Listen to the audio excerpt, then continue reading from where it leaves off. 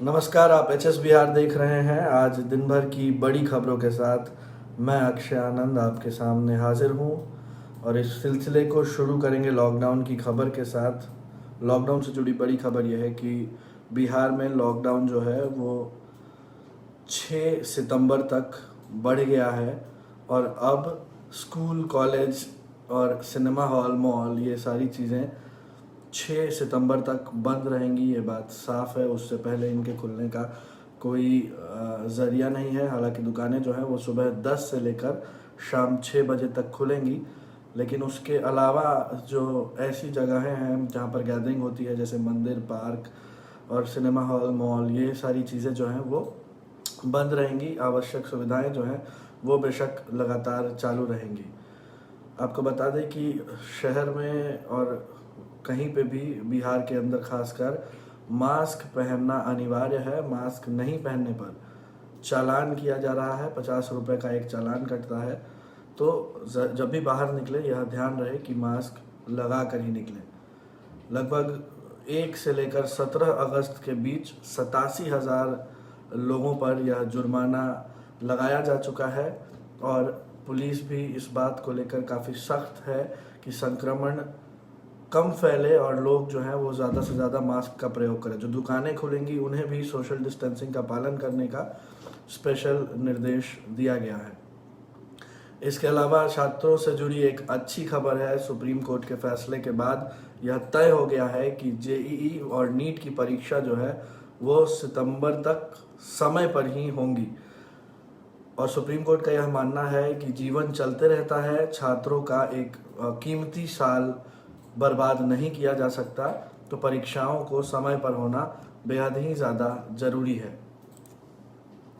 अगली खबर बिहार के ब्यूरोक्रेसी से जुड़ी है, जिसमें यह खबर आ रही है कि 9 जिलों के एसपी बदले गए हैं और 17 आईपीएस अधिकारियों को नई जिम्मेदारियां दी गई हैं। जिन जिलों के एसपी बदले हैं वो है खगड़िया, अररिया, औरंगाबाद, भोजपुर, सारण, जमुई, बगहा, वैशाली और जहानाबाद। यहाँ पर आधिकारिक विभाग में बड़ा फेरबदल हुआ है और लोगों का ट्रांसफर किया गया है। 17 अधिकारी हैं, आईएएस अधिकारी, जिनको आईपीएस अधिकारी हैं, जिनको नई जिम्मेदारियां सौंपी गई हैं। आरएस भट्टी को प्रोन्नति के बाद डीजी बीएमपी बना दिया गया है। ये एक और बड़ी खबर इस फेरबदल से जुड़ी हम आपको बता रहे हैं। इसके अलावा आपको बता दें कि महावीर मंदिर पटना स्टेशन के पास जो स्थित है वहाँ ऑनलाइन दर्शन की व्यवस्था तो थी ही, अब ऑनलाइन नैवेद्यम जो काफ़ी मशहूर है, ऑनलाइन ऑर्डर उसका हो सकता है। लोग उसे ऑनलाइन ऑर्डर करके अपने घर पर मंगवा सकते हैं। दर्शन महावीर मंदिर के फेसबुक पेज पर ऑनलाइन हो रहा है, हो सकता है। रुद्राभिषेक और अन्य पूजा जो है वो अभी फिलहाल के लिए बंद रहेंगी।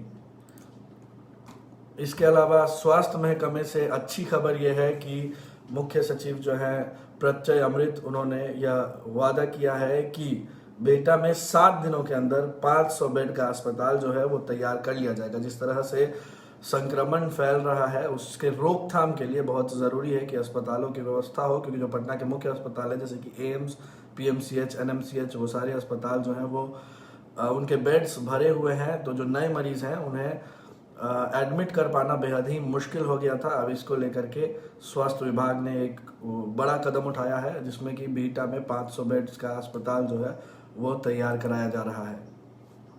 स्वास्थ्य विभाग से जुड़ी एक और अच्छी खबर है, जहां 48 घंटों में 4,997 नर्सों की नियुक्ति करके उन्हें तुरंत तैनात कर दिया गया है। बहुत ज़रूरी था स्वास्थ्य विभाग को अपने मानव संसाधन को बढ़ाना, क्योंकि बीते दिनों से जिस तरह बिहार में कोरोना संक्रमितों के आंकड़े बढ़ रहे हैं, उससे यह साफ था कि स्वास्थ्य विभाग जो है वो मानव संसाधन की कमी से जूझ रहा है। लेकिन अब 4,957 नर्सों की बहाली कर उनको नियुक्त कर दिया गया है। इसके अलावा जो विशेषज्ञ चिकित्सक थे, 15 दिनों पहले ही 929 विशेषज्ञ चिकित्सकों की बहाली भी हुई थी और उसके साथ साथ अन्य स्वास्थ्य कर्मियों की बहाली भी स्वास्थ्य विभाग लगातार कर रहा है। कोरोना काल में ही इस बात का एहसास सरकार को होता है कि स्वास्थ्य महकमा जो है वो बहुत कमज़ोर है और उसके बाद आनन फानन में ये बहालियाँ होती हैं। फिलहाल अच्छी खबर है कि बहालियाँ हुई हैं और आने वाले दिनों में स्वास्थ्य विभाग जो है वो बेहतर काम करता हुआ नज़र आ रहा होगा। इसके अलावा सड़क परिवहन की बात करें तो बिहार को नॉर्थ बिहार से जोड़ने वाला जो लाइफलाइन कहा जाता है, महात्मा गांधी सेतु, उसका जो पश्चिमी लेन था वो बनकर तैयार हो गया था। अब पूर्वी लेन को बंद कराने की तैयारी हो रही है, क्योंकि पूर्वी लेन का भी निर्माण दोबारा से होना है। जिस तरह से पश्चिमी लेन का निर्माण हुआ, पूर्वी लेन में जो भी अतिक्रमण के क्षेत्र पड़ रहे हैं उससे हटाने के लिए आदेश जो है वो डीएमएसपी को दे दिए गए हैं, और कुछ ही दिनों में पूर्वी लेन को भी बंद कर उसका निर्माण कार्य जो है वो शुरू कर दिया जाएगा। इसके अलावा रेल से जुड़ी एक अच्छी बड़ी खबर यह है कि मोकामा को रेल माल ढुलाई का एक बड़ा हब बनाया जाने वाला है। इसको लेकर के जो रेलवे प्रशासन है वो सक्रिय हो चुका है और इस रूप से वो आगे काम कर रहा है। आपको बता दें कि रोजाना 42 डब्बों की एक मालगाड़ी को यहाँ से लोड करने की व्यवस्था की जाएगी और आगे उसे धीरे धीरे करके और ज़्यादा बढ़ाया भी जाएगा। बिहार का एक बड़ा क्षेत्र जो है वो बाढ़ से प्रभावित है और फिलहाल अच्छी खबर नहीं आ रही है। गोपालगंज में खासकर बात करें तो गंडक नदी काफ़ी उफान पर है, जिससे कि 175 गांव जो है वो बाढ़ से प्रभावित हो गए हैं। वहाँ के लोग जो है वो पलायन करने को मजबूर हैं। बरौली और बैकुंठपुर के गांवों से दोबारा पलायन जो है वो शुरू हो गया है। पिछले 24 घंटों के दौरान 20 सेंटीमीटर तक जलस्तर में बढ़ोतरी को रजिस्टर किया गया है, जो एक खतरा का संकेत है। साथ ही साथ सारण जिले की भी बात करें तो 9 प्रखंडों के 450 से अधिक गांव जो हैं वो जलमग्न हो चुके हैं। इस तरह की खबरें जो है वो लगातार अखबारों में आ रही हैं और अखबारों से जुड़ी जो बड़ी खबरें थी वो हम आपको बता रहे थे।